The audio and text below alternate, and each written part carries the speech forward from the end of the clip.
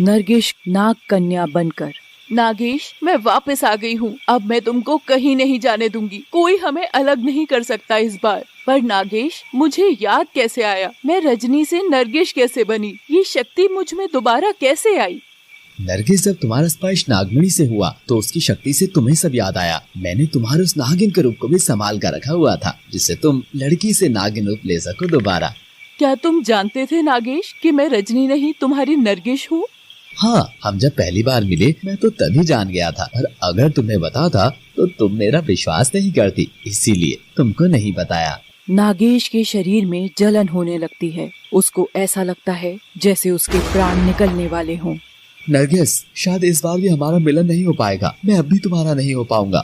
नहीं नागेश, ऐसे मत बोलो। तुम मेरे हो और मेरे ही रहोगे। मैं तुम्हें कुछ नहीं होने दूंगी। नागेश बेहोश हो जाता है और गिर जाता है। नरगिस उसको आराम से उठाकर अपनी गोद में रखकर बैठ जाती है। आखिर ये दुनिया इतनी जालिम क्यों है? सिर्फ अपने लालच को पूरा करने के लिए किसी भी हद तक जा सकती है, पर इस बार नहीं। अगर मुझे तुम्हें पाने के लिए भगवान से भी लड़ना हो तो मैं लड़ूंगी, पर मैं अपने प्यार को वापस पाकर रहूंगी। तभी निरूपा और रवीश नरगिस के पास आते हैं और निरूपा नरगिस के कंधे पर हाथ रखते हुए बोलती है, नरगिस, नागेश फिर हमसे दूर चला गया। देखो, वो फिर से सांप बन गया। नागेश के नाग रूप को अपनी गोद में पड़ा देख नरगिस बहुत रोती है। नहीं नागेश, नहीं, तुम इस बार मुझसे दूर नहीं जा सकते, वरना मैं भी जिंदा नहीं रहूंगी। नागेश, मैं तुमको लेने आ रही हूँ नागलोक। अब ये दुनिया इंतकाम देखेगी, एक नागिन का इंतकाम। नरगिस भूलोक से नागलोक की तरफ निकल पड़ती है। इधर कालगुरु अंतरिक्ष में घायल हालत में भटकता हुआ, गुरुदेव, गुरुदेव, मेरी सहायता करो। गुरुदेव, आपके शिष्य कालगुरु को आपकी जरूरत है। गुरुदेव। कालगुरु का विलाप और मदद मांगने के संकेत उसके गुरु काल भैरव तक पहुंचते हैं। कालगुरु, शिष्य कहाँ हो तुम? इतने परेशान क्यों हो? बताओ मुझे। अपने मंत्र की शक्ति से कालगुरु के शरीर को अपने पास खींच लेते हैं। कालगुरु काल भैरव के चरणों में, रक्षा गुरुदेव, रक्षा। उठो शिष्य कालगुरु। अपने हाथों को जैसे ही कालगुरु को उठाने के लिए उनको स्पर्श करते हैं, उनको सारी घटना पता चल जाती है। कालगुरु, ये सब क्या है? जिसको तुम अपने वश में करना चाहते थे वो एक सच्ची नागिन और एक सच्ची प्रेमिका है। तुमने उसकी शक्ति को तो वश में कर लिया, पर उसके प्रेम की शक्ति से हार गए तुम। गुरुदेव, मुझे मणि चाहिए, चाहे उसके लिए मुझे अपने प्राण ही क्यों ना देने पड़े। शिष्य कालगुरु, उस मणि को तुम तभी प्राप्त कर सकते हो जब नाग और नागिन का मिलन हो चुका हो, लेकिन तुमने ये नहीं होने दिया। और दूसरी बात, जितना अधिकार तुम्हारा है जिंदगी जीने का, उतना ही उनका भी है। गुरुदेव, तुम मुझे मेरे मार्ग से भटका रहे हो। मुझे लगा था तुम मेरी मदद करोगे नागमणि पाने में, पर तुम तो कायर निकले। शिष्य, वीरता किसी के प्राण छीनने में नहीं है, बल्कि प्राण प्रदान करने में है। और तुम जिस मार्ग पर चल रही हो उससे सिर्फ तुम्हारे ही प्राण खतरे में है। एक नागिन सब सहन कर सकती है, पर अपने नाग से जुदाई नहीं। ये फालतू का उपदेश नहीं चाहिए गुरुदेव, मुझे सिर्फ मार्ग बताइए, मार्ग। जब तुम्हारा लालच तुम्हारी समझदारी पर हावी हो ही गया है, तो तुम्हारा गुरुदेव होने के नाते मुझे तुम्हें मार्ग बताना ही होगा। तुम जाकर नाग तप करो, उसके पूर्ण होने पर तुम्हें ऐसी शक्ति आ जाएगी कि तुम किसी भी नाग को वश में कर पाओगे। नाग तप, इसकी कितनी अवधि है गुरुदेव? तप की कोई अवधि नहीं होती। जब तक तुमको वो शक्तियाँ नहीं मिलती तब तक तप करना ही होगा। ठीक है गुरुदेव, नागमणि को पाने के लिए मैं कुछ भी करूँगा, कोई भी तप करूँगा। और वहाँ से चला जाता है। नरगिस नागलोक के द्वार पर पहुँच जाती है। ठहरो। नरगिस को आवाज आती है, कौन है जो मेरे मार्ग के बीच में आ रहा है? सामने आओ, क्यों रोक रहे हो मुझे? नरगिस के सामने नागलोक द्वार पर एक बड़ा सा नाग खड़ा था। मैं द्विज हूँ, यहाँ का पहरेदार हूँ। मेरी आज्ञा के बिना कोई अंदर नहीं जा सकता। ठीक है, पर आप मेरे रास्ते में मत आइए, वरना बेवजह आपको अपने प्राण गंवाने पड़ सकते हैं। मैं अब सही गलत नहीं सोचूंगी, बस मुझे मेरे नाग को वापस पाना है। लगता है तुम्हें प्राण गंवाने पड़ेंगे। तुम मेरी शक्ति से अनजान हो नागिन। और द्विज अपने विष की फुंकार नरगिस पर डालता है। नरगिस को क्रोध आ जाता है और वो अपनी क्रोधित आंखों से द्विज को भस्म कर देती है। भस्म में से एक लड़का हाथ जोड़े निकलता है। हे नाग देवी शांत, आप बहुत बहादुर हो। मैं केवल आपकी परीक्षा ले रहा था और ये सब करने के लिए मुझे मेरे गुरु नागार्जुन से आदेश मिला था। नागलोक में आपका स्वागत है देवी। और वो लड़का गायब हो जाता है।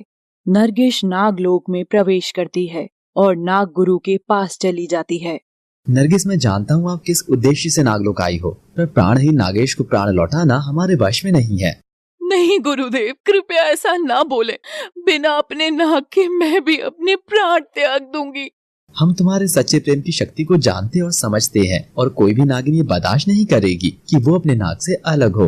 कोई तो उपाय होगा गुरुदेव। नागेश को पाने के लिए मैं कुछ भी करने को तैयार हूँ। कृपया सहायता करें मेरी। हाँ, एक रास्ता है, पर बहुत कठिन है, इतना आसान नहीं है। अगर मुझे यमलोक भी जाना पड़े तो भी मैं वहाँ चली जाऊंगी। अपने नागेश को वापस जीवित करूंगी मैं। ठीक है, तो एक काम करो, तुम नागदेव नागार्जुन के पास जाओ, वो ही तुम्हें रास्ता बता सकते हैं कोई। नागदेव नागार्जुन कौन है वो, और कहाँ मिलेंगे वो मुझे? हाँ नागदेव, देखो वो मूर्ति वही नागार्जुन की मूर्ति है। अगर तुमने इन्हें प्रसन्न कर लिया तो ये तुम्हारी सहायता जरूर करेंगे। नरगिस नागदेव की पूजा करती है, परंतु वो प्रकट नहीं होते। हे नागदेव, अगर आप मेरे सच्चे प्रेम की शक्ति से प्रसन्न नहीं हैं, तो आज मैं अपने प्राण आपके चरणों में अर्पित करती हूँ। और अपना सर वो नाग की मूर्ति पर मारने लगती है। नरगिस के सिर से खून निकलना शुरू हो जाता है। तभी उसको एक आवाज सुनाई देती है। नरगिस देखती है, पत्थर की मूर्ति एक विशाल सांप बन चुकी है। हे नागदेव, मुझे मेरे नागेश से मिलाने की कृपा करें। उसके प्राण वापस लौटा दीजिए। नरगिस, तुम्हें तुम्हारा नागेश जरूर मिलेगा, लेकिन उसके प्राण लौटाना मेरे वश में नहीं है। नागदेव ऐसा न बोले। बिना प्राण लौटाए मुझे मेरा नागेश कैसे मिलेगा? नरगिस, काल गुरु ने उसके प्राण उसके जिस्म से निकाल तो लिए, पर उसके जीवन काल की अवधि अभी खत्म नहीं हुई है। तो कहाँ है मेरा नागेश गुरुदेव? वो एक मानव शरीर में जन्म ले चुका है, तुम्हें उसकी तलाश करनी होगी। लेकिन गुरुदेव। लेकिन नरगिस, उसको पुराना कुछ याद नहीं होगा। वो कौन है सब कुछ भूल चुका होगा, तुमको भी। वो एक साधारण इंसान की तरह जीवन जिएगा। तो गुरु, मुझे मेरा नागेश और उसका प्यार कैसे मिलेगा दोबारा? प्रेम की शक्ति से नरगिस। प्रेम शक्ति एक ऐसी शक्ति है जिसके सामने बड़े से बड़ा भगवान भी झुक जाता है। वो सब शक्ति से बढ़कर होती है। मैं कुछ समझ नहीं पाई गुरुदेव। तुमको उसको दोबारा अपने प्रेम वश में करना होगा, एक मानव कन्या की तरह। तुमको उससे विवाह करना होगा, उसके बाद ही उसको सब याद आएगा। लेकिन मुझे वो कहाँ और कैसे मिलेगा गुरुदेव? नरगिस, नागेश अभी बच्चा है, उसे अभी कुछ समझ नहीं है। जब तक वो बड़ा नहीं हो जाता थोड़ा सा, तुम यही नागलोक में रहो और तपस्या करो। उस तपस्या से तुमको दिव्य दृष्टि प्राप्त होगी, जिससे तुम नागेश और होने वाली सारी घटनाओं को देख सकोगी। जो आज्ञा गुरुदेव। नरगिस, तुमको अभी बहुत इंतजार करना होगा नागेश को पाने के लिए। इतना बोलते ही नाग फिर से मूर्ति बन जाता है। कुछ साल बाद नरगिस को एक आवाज आती है। उठो नरगिस, तुम्हारी तपस्या पूर्ण हुई। नरगिस आंखें खोलती है और बोलती है, जय नागदेव। तुमको दिव्य दृष्टि प्राप्त हो चुकी है नरगिस। तुम नागेश के पास जाओ, लेकिन याद रखना नागेश को तुम्हारे नागिन होने की सच्चाई बिल्कुल पता न चले। लेकिन कभी न कभी तो उसको पता चल ही जाएगा गुरुदेव। हाँ नरगिस, जब उसको दोबारा तुमसे प्रेम होगा, सच्चा प्रेम, उसके बाद ही सच्चाई आएगी सामने। उसके बाद तुम दोनों कभी एक दूसरे से अलग नहीं होगे। नरगिस नाग गुरु को नमन करके नागेश की तलाश में चल देती है।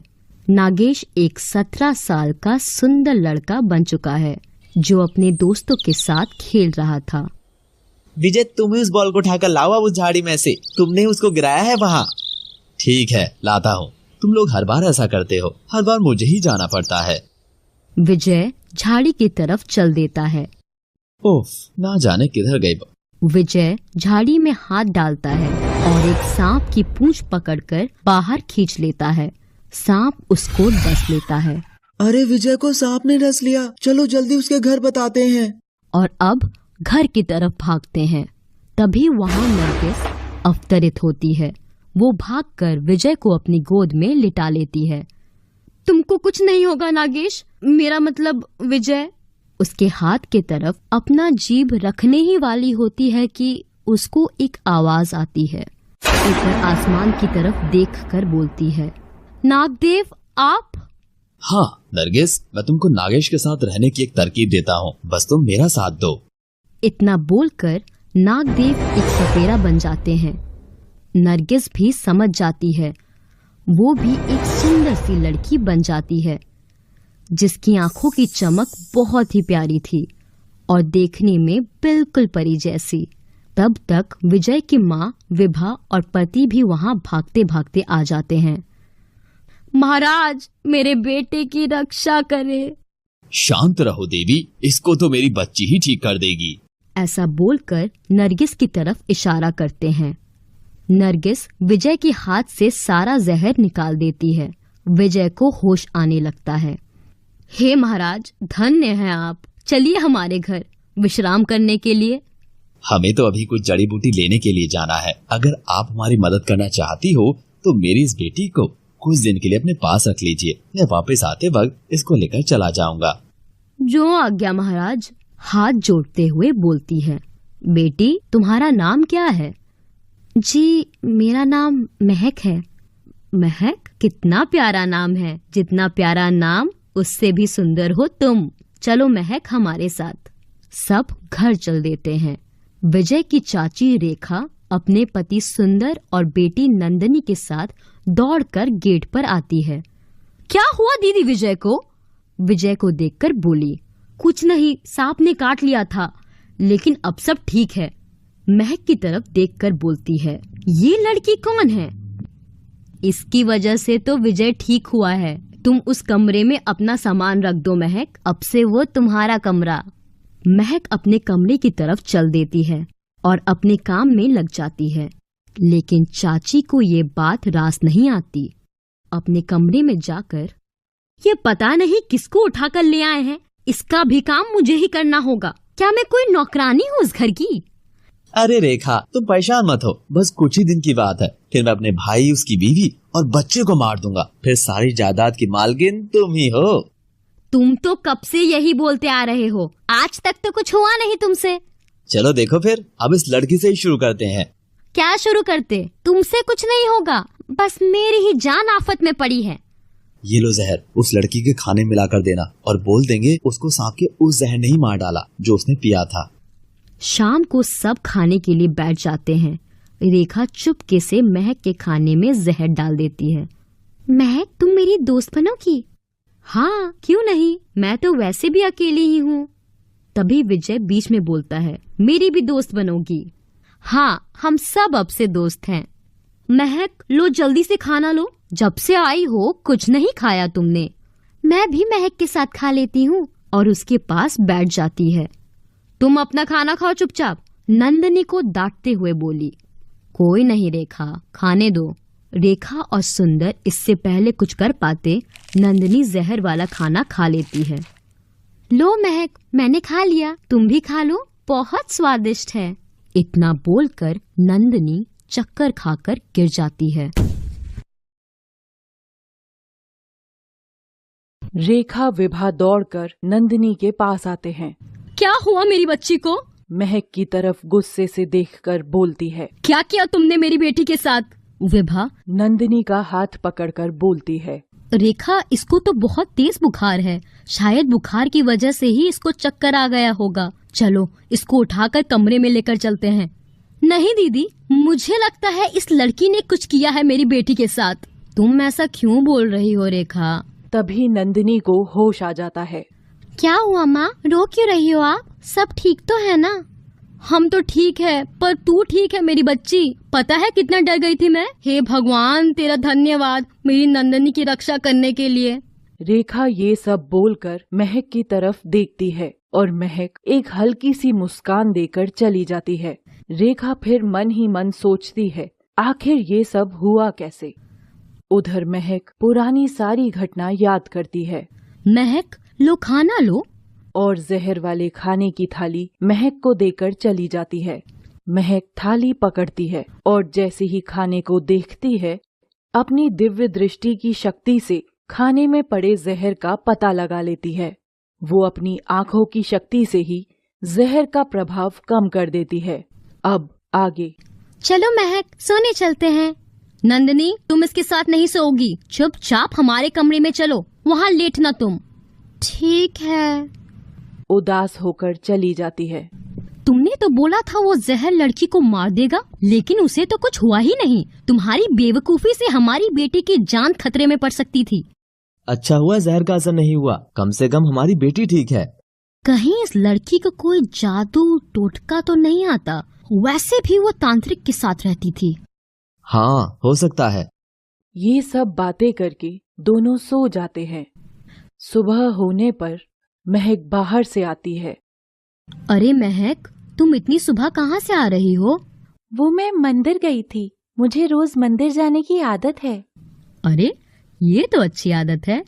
चलो आओ, सबके साथ नाश्ता कर लो। रेखा चाय लेकर आती है और बोलती है, दीदी अगर आपको बुरा ना लगे कुछ बोलूं मैं? हाँ बोलो रेखा, तुमको पूछने की क्या जरूरत है, बताओ क्या बात है। दीदी वो मैं अकेले इतने बड़े घर का काम करते करते बहुत थक जाती हूँ। अब मेरी तबीयत भी खराब रहने लगी है, तो मैं सोच रही थी कि महक मेरी थोड़ी मदद कर दिया करेगी, लेकिन इतना ही बोलती है कि महक बीच में बोल पड़ती है। हाँ क्यों नहीं, वैसे भी मुझे खाली बैठना पसंद नहीं है, काम करने की आदत है मुझे।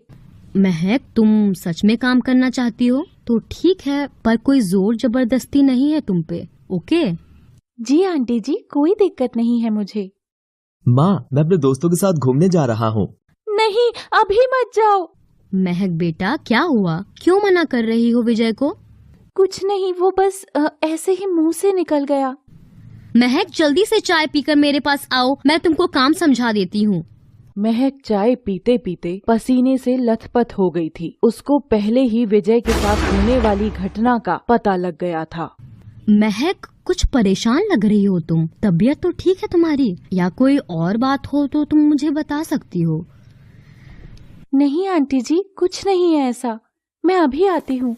और उठकर बाहर की तरफ भागती है और बाहर जाकर नागिन बन जाती है। उधर विजय अपने दोस्तों के साथ घूम रहा था। अचानक उसको जंगल से कुछ आवाज आती है, तो वो दौड़कर अकेले ही जंगल की तरफ भागता है। कुछ लड़के उसके सामने खड़े थे। कौन हो तुम लोग? बेटा तेरी मौत है हम। मैंने क्या बिगाड़ा है तुम लोगों का? हमारा तो कुछ नहीं, हमें तो पैसे मिले हैं इस काम के। पैसे? किसने दिए तुमको? कौन मुझे मारना चाहता है? तेरे सवालों के जवाब नहीं देने आए हैं हम, बस इतना बता सकते हैं, कोई तेरा अपना ही है जो पैसे दिया हमें। सब लड़के विजय को चारों तरफ से घेर लेते हैं।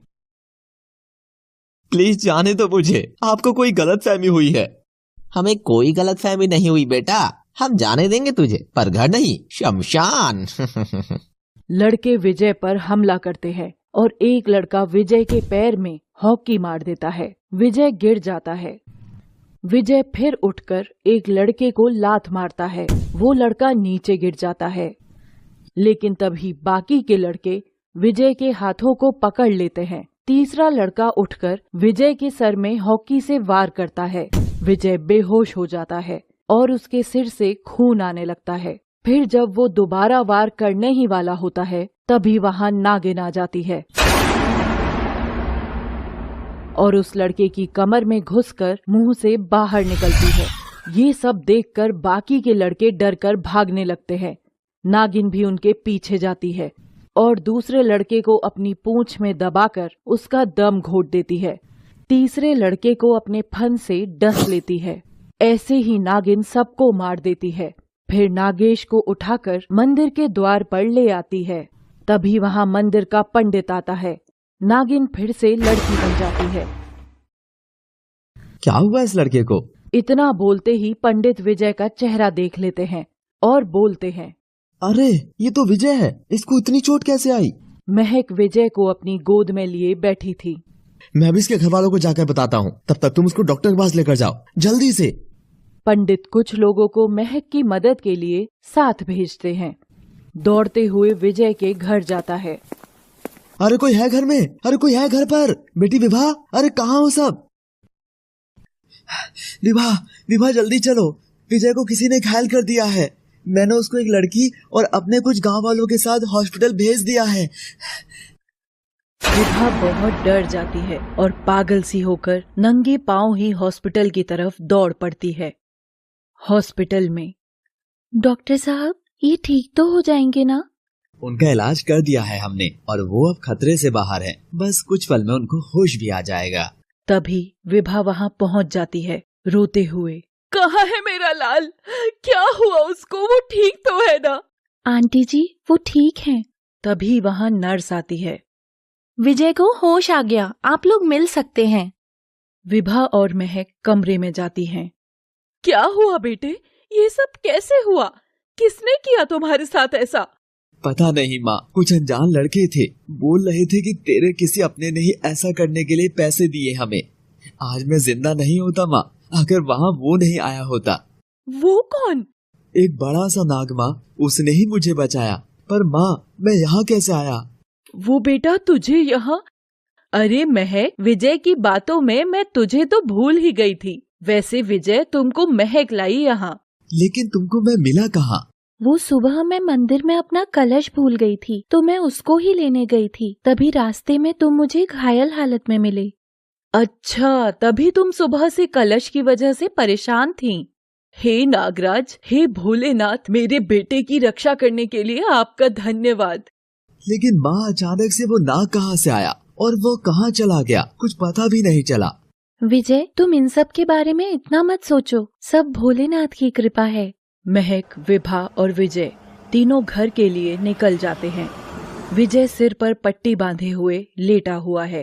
कैसी जालिम दुनिया है! किसने मारा है हमारे फूल से बच्चे को? और विजय के पास बैठ जाती है।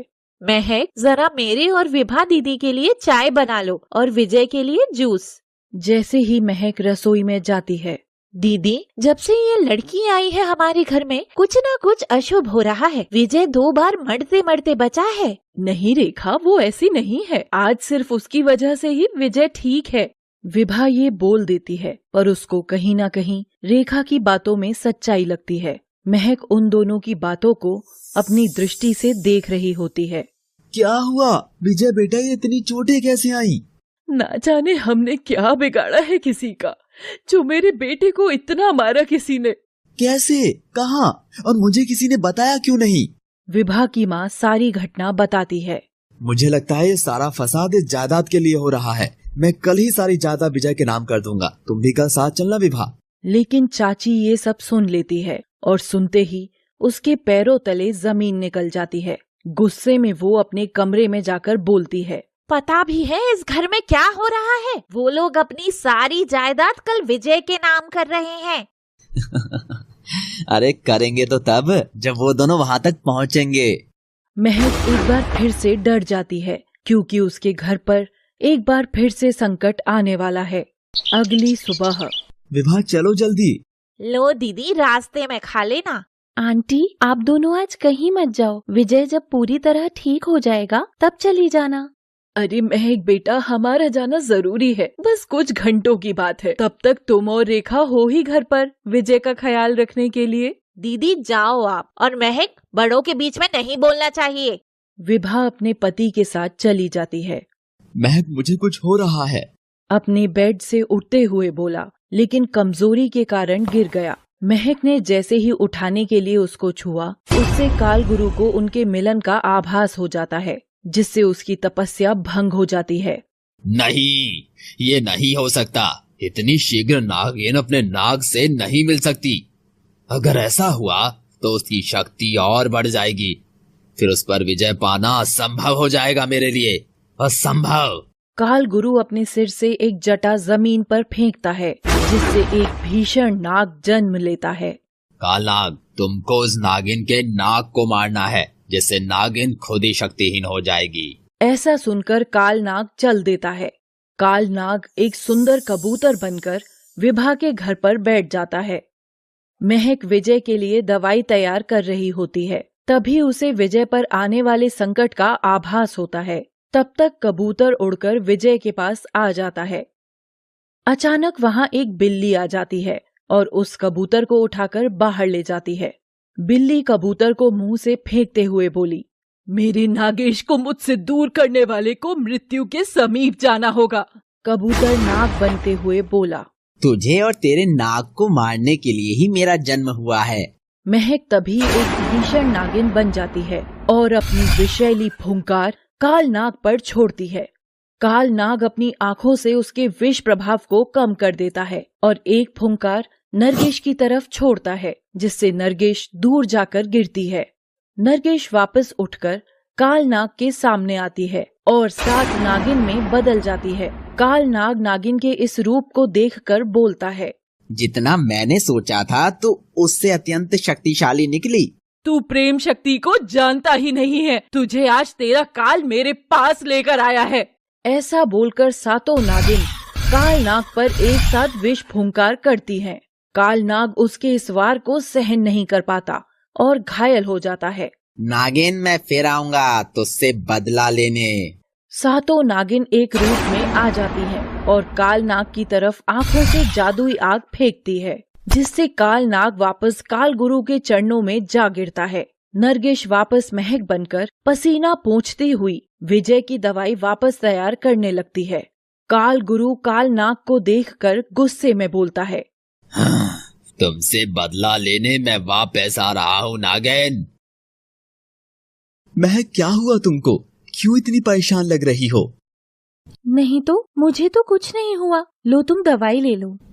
महक, विजय को दवाई देकर मेरे पास आना। उधर विभा अपने पति के साथ शहर जा रही होती है। अभी और कितना टाइम लगेगा? इतना बोल ही पाती है कि अचानक उनकी कार ट्रक से टकरा जाती है और विभा उछलकर पास की खाई में जा गिरती है। महक को इस घटना का पता लग जाता है तो वो फिर से नागिन रूप लेकर उनको बचाने के लिए निकल पड़ती है, लेकिन जब तक वो वहाँ पहुँचती है तब तक विजय के पिता मर चुके होते हैं। नहीं, ये क्या हो गया? आंटी जी कहाँ है? इधर उधर देखकर बोली। तभी वो आंखें बंद करके देखती है कि विभा बेहोश होकर नदी में पड़ी है और पानी के बहाव के साथ बहती जा रही है। महक पानी में कूद जाती है और विभा को अपनी पूंछ से बांधकर किनारे पर ले आती है।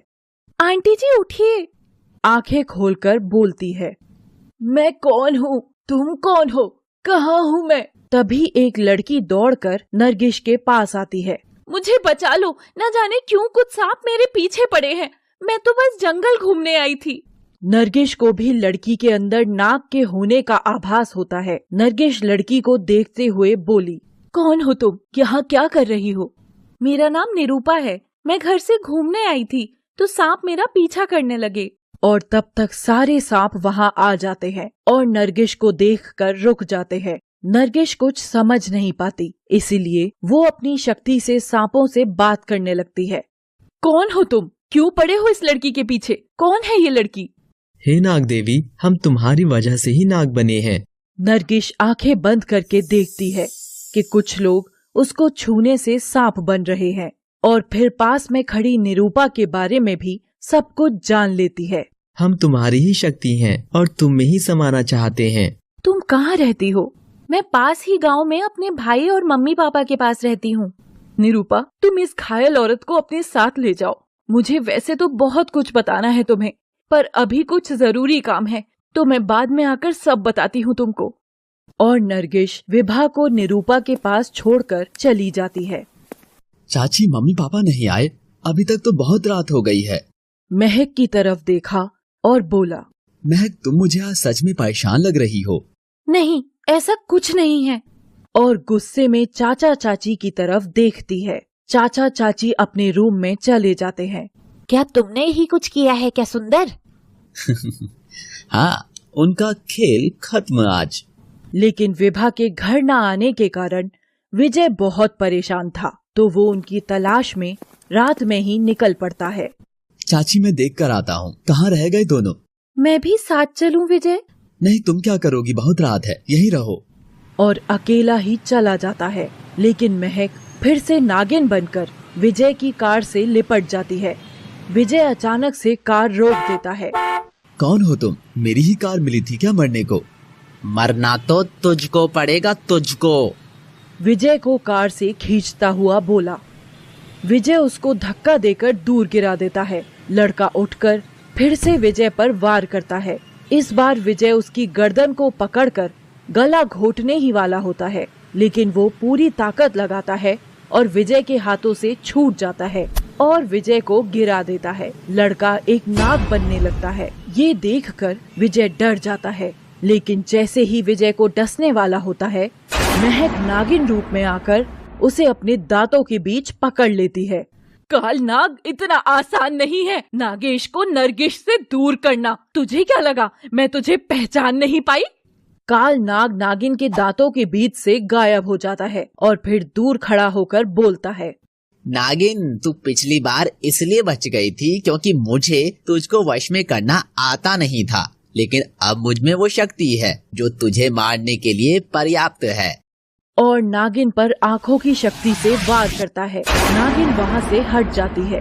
आंखों से निकलती हुई शक्ति पत्थर पर लगती है और वो टुकड़े टुकड़े हो जाता है। तू बहुत तीव्र गति से दौड़ती है, इसीलिए बच भी गई, लेकिन इस बार से बच पाना मुश्किल है नागिन, मुश्किल। और नागिन की तरफ विष फुंकार छोड़ता है। नागिन अपनी शक्ति से अपने चारों तरफ एक कवच बना लेती है, जिससे कालनाग की शक्ति भेद नहीं पाती। बच पाना तो तेरा भी मुश्किल है कालनाग। और कवच से होते हुए कालनाग के शरीर से पार निकल जाती है। कालनाग घायल होकर गिर जाता है।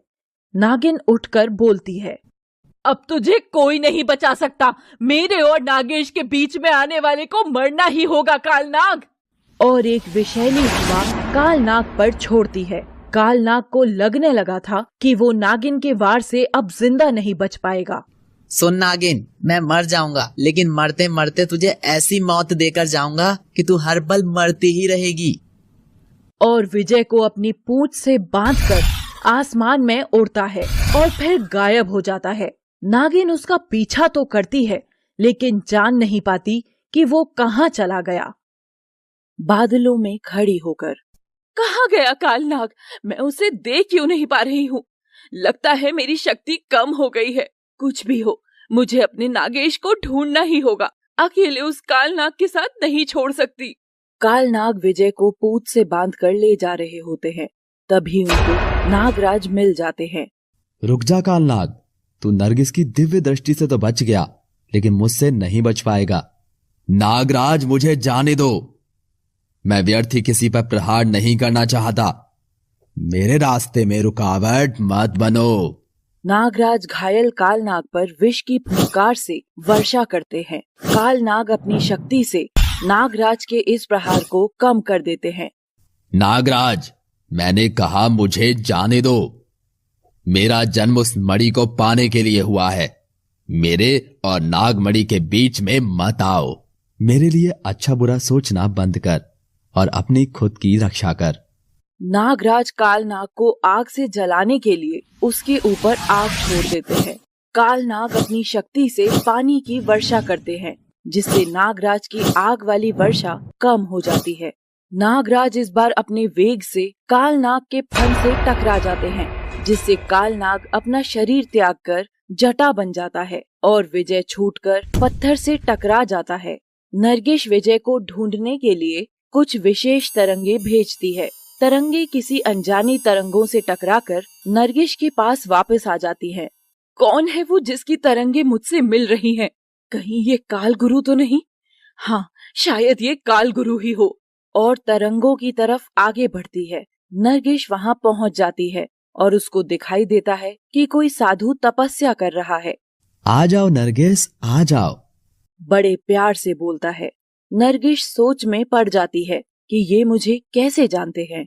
हे तपस्वी, आप कौन हैं और मुझे कैसे जानते हैं? मेरा नाम काल भैरव है और काल गुरु मेरा ही शिष्य है। मैं तुम्हारी समस्त जीवन कथा जानता हूँ। मैंने काल गुरु को बहुत समझाया, लेकिन उसने मेरी एक बात नहीं सुनी। अगर आप सब जानते ही हैं, तो मुझे बस इतना बताएं कि कालनाग मेरे नागेश को लेकर कहाँ गया होगा। कालनाग का अंत हो चुका है। किसने मारा उसे और मेरी दिव्य दृष्टि उसको क्यों नहीं देख पाई? नरगिस, कालनाग में काल गुरु की शक्ति का वास था, इसीलिए उसकी वजह से तुम्हारी दिव्य दृष्टि कम हो गई थी और तुम उसको नहीं देख पा रही थी। मुझे मेरे नागेश के बारे में बताओ, वो कहाँ है? नागेश को नागराज ने कालनाग से छुड़ा लिया है और वो नागलोक में ही है। नरगिश वापस नागलोक की तरफ चल देती है और नागलोक में नागदेव के पास पहुंच जाती है। नागदेव, मेरा नागेश कहाँ है? नरगिस, तुम्हारा नागेश नागलोक में ही है, लेकिन नागराज और कालनाग के बीच युद्ध में नागेश पत्थर से टकरा गया, जिससे वो अपनी स्मरण शक्ति गवा चुका है। उदास होकर बोलती है, हे नागदेव, नागेश की स्मरण शक्ति वापस लाने के लिए अब मुझे क्या करना होगा? नागेश को उसके जीवन काल में बीते हुए पलों को वापस याद कराना होगा, तभी उसकी स्मरण शक्ति वापस आ सकती है। नरगिश विजय को लेकर निरूपा के पास पहुंच जाती है। निरूपा नरगिश को देखकर पहचान जाती है और उसके घर चलने के लिए बोलती है। निरूपा, तुमको मेरी वजह से कोई तकलीफ तो नहीं है? क्योंकि मैं हर बार तुम्हारे लिए परेशानी ही साथ लेकर आती हूँ। नहीं नहीं, ये क्या बोल रही हो तुम? मुझे तो लोगों की सहायता करने की आदत ही है और मेरे पिता तो वेद हैं, वो तो इनका इलाज कर देंगे। अच्छा, वैसे एक बात बताओ, रवीश कैसा है? सोचते हुए बोली, तुम रवीश को जानती हो, लेकिन कैसे? निरूपा, शायद तुमको याद होगा, बचपन में तुम और रवीश सोने के अंडे उठाकर अपने घर ले गए थे, जिसमें नाग नागिन निकले थे। मैं और रवीश घर से घूमने निकले थे क्योंकि मम्मी पापा दवाई की खोज में दूसरे गांव में चले गए थे और हम दोनों अकेले ही थे घर पर। नरगिश मुस्कुराकर बोलती है। और निरूपा?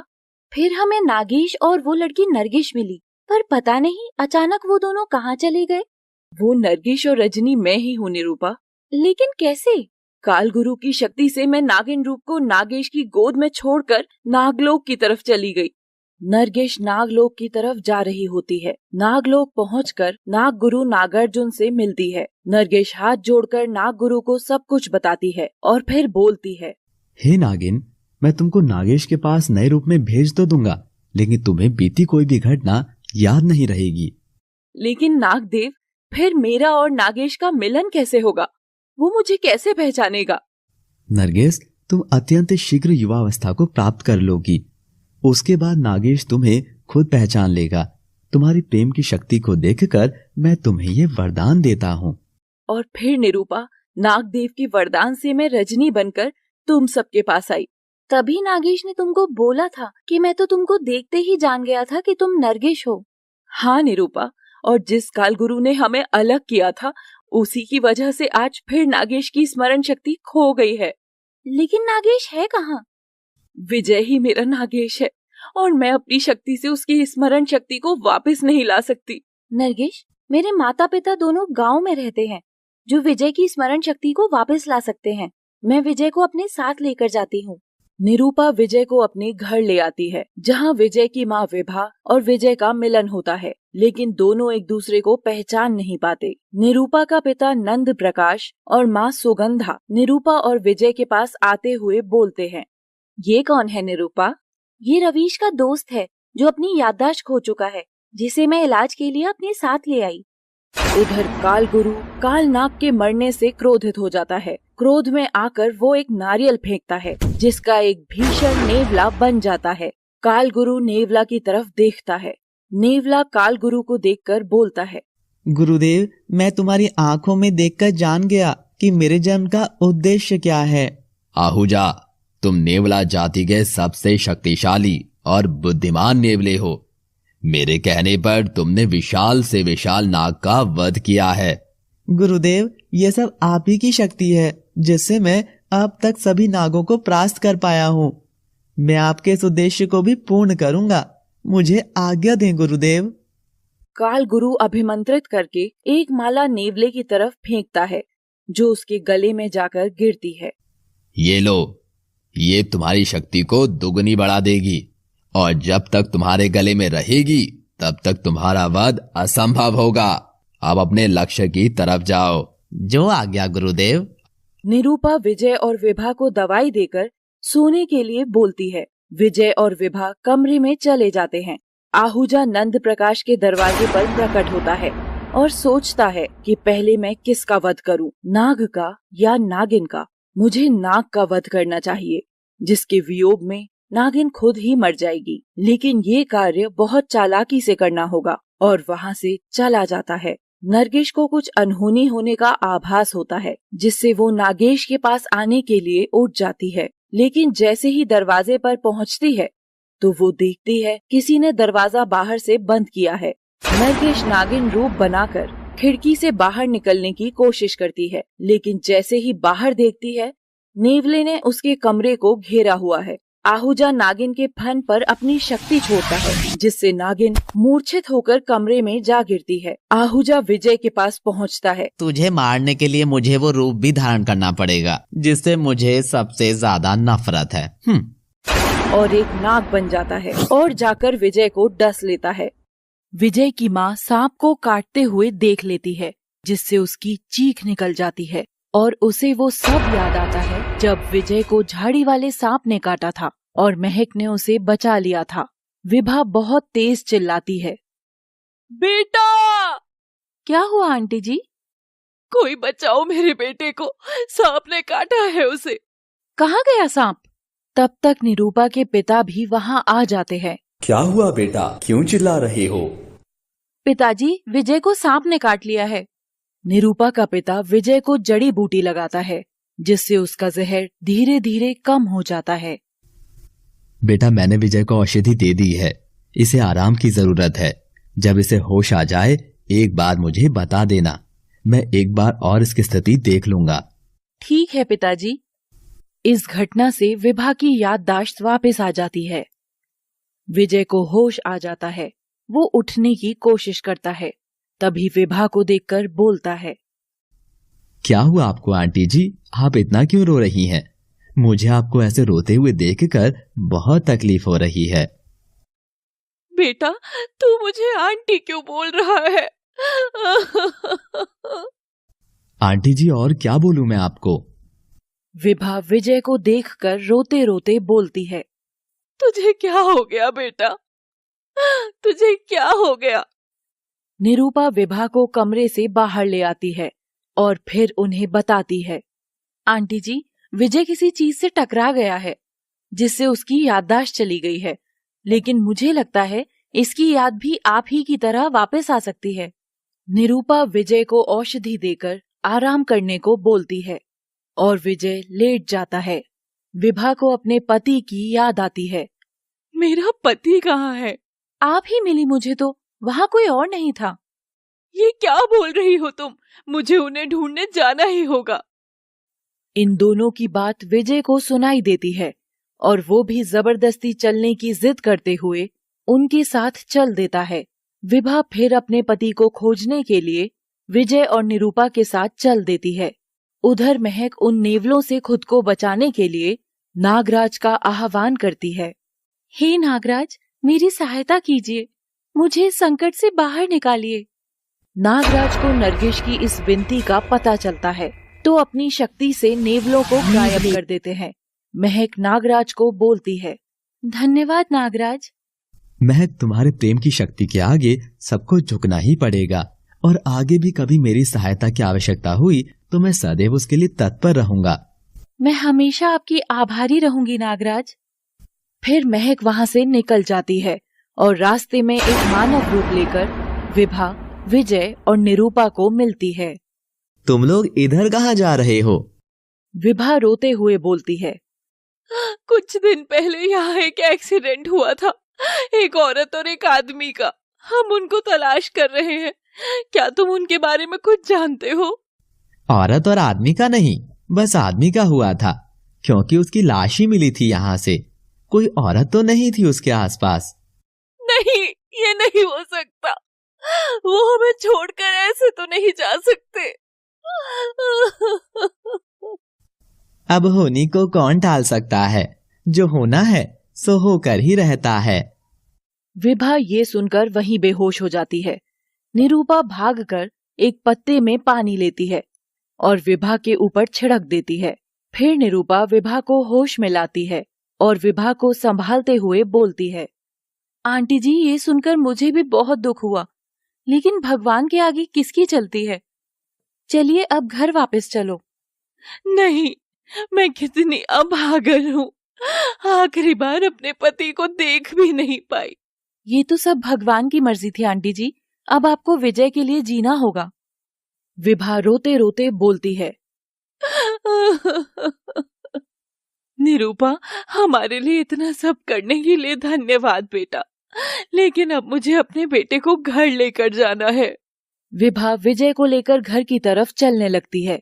महक भी नागिन रूप बनाकर उनके पीछे पीछे ही चलने लगती है। आहूजा अपनी शक्ति को ऐसे शक्तिहीन होते देखकर डर जाता है और बोलता है, कौन है मेरी शक्ति को जो ललकार रहा है, मेरे लक्ष्य में बाधा बन रहा है।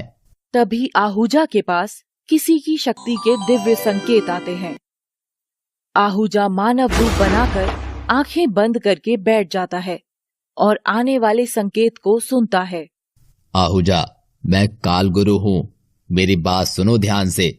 तुम नागिन पर इतनी आसानी से विजय प्राप्त नहीं कर सकते, क्योंकि अब उसके साथ देव शक्ति भी है। जिसने तुम्हारी शक्ति को कम किया वो नागराज की शक्ति थी।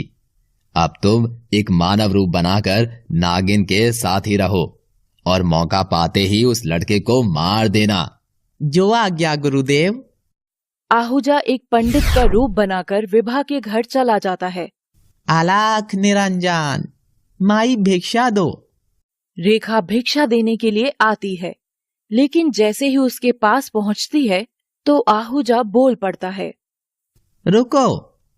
क्या हुआ पंडित जी?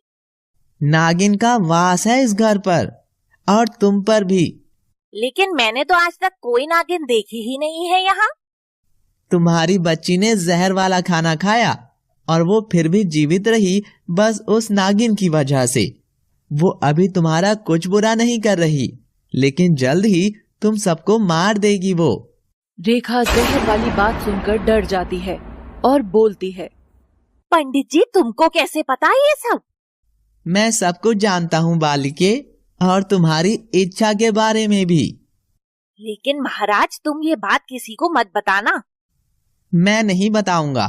देखो, तुमको ये जायदाद चाहिए और मुझे वो नागिन, तो मैं हम दोनों का काम कर दूंगा, लेकिन उसके लिए तुमको कोई कीमत चुकानी पड़ेगी। कैसी कीमत? डरो मत, कोई धन दौलत नहीं मांग रहा हूँ। तो क्या चाहिए आपको? मुझे उसके लिए यहाँ रहना होगा, तुम्हारे घर पर ही। ठीक है, तुम कल आ जाना। मैं सबको बोल दूंगी कि तुम हमारे दूर के रिश्तेदार हो। तब तक विभा और विजय वहां आ जाते हैं और महक भी अपने कमरे से निकलकर आ रही होती है। लेकिन जैसे ही आहूजा को वहां देखती है तो उसे पहचान लेती है और रुक जाती है। रेखा विभा को बोलती है, दीदी ये मेरे चाचा का लड़का श्रीकांत है। कुछ काम से ये यहाँ आया था तो मैंने बोला कि कुछ दिन हमारे यहाँ ही रुक जाए। ठीक है रेखा, इनके रहने का इंतजाम करो। दीदी वो तो मैंने रात को ही कर दिया था जब मुझे पता चला कि ये आएंगे। महक को दूर खड़ा देख श्रीकांत बोलता है, ये कन्या कौन है और इतनी दूर क्यों खड़ी है? ये हमारे परिवार की ऐसी मेहमान है जो यहीं बस गई। नहीं नहीं, रेखा तो बस मजाक करती है। ये महक है, हमारी मेहमान थी पहले, पर अब परिवार के सदस्य जैसी ही है।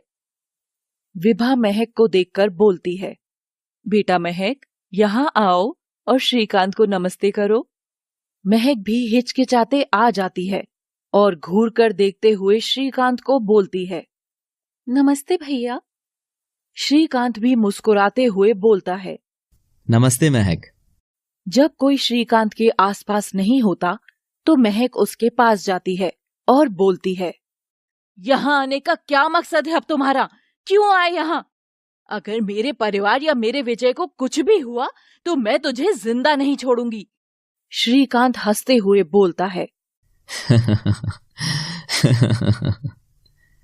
तू मेरा कुछ नहीं कर सकती नागिन। तू और तेरे जैसे रंगने वाले ये और सांप, हम जैसे शक्तिशाली नेवले के सामने कुछ नहीं है। शायद तू भूल गई है, तेरी शक्ति कम है मुझसे।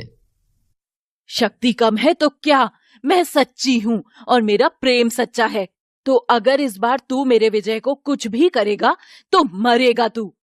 इतना बोलकर नागिन चली जाती है और नागराज की पूजा करती है। कुछ समय बाद नागराज प्रकट होते हैं और बोलते हैं, मैं सब जानता हूँ नागिन, क्यों तुमने मेरा आवाहन दोबारा किया। नेवले की शक्ति तुमसे ज्यादा है, पर अगर तुम मेरी स्थापना विजय के कमरे में कर दो तो ना तो नेवला विजय को कुछ कर सकता है और ना ही उसके करीब आ सकता है। ठीक है नागराज, मैं आपकी मूर्ति की स्थापना कर दूंगी। अगले दिन महक नागराज की मूर्ति की स्थापना के लिए विभा को बोलती है, आंटी जी, आज तक नागदेव ने विजय की रक्षा की है। मैंने सुना था अगर नागराज की मूर्ति की स्थापना किसी के कमरे में हो जाए तो उस इंसान का कोई कुछ नहीं कर सकता। ठीक है बेटा, वैसे मैं ये सब नहीं मानती, परंतु अपने बेटे की रक्षा के लिए मैं कुछ भी करूंगी। उसी रात रेखा सो रही होती है।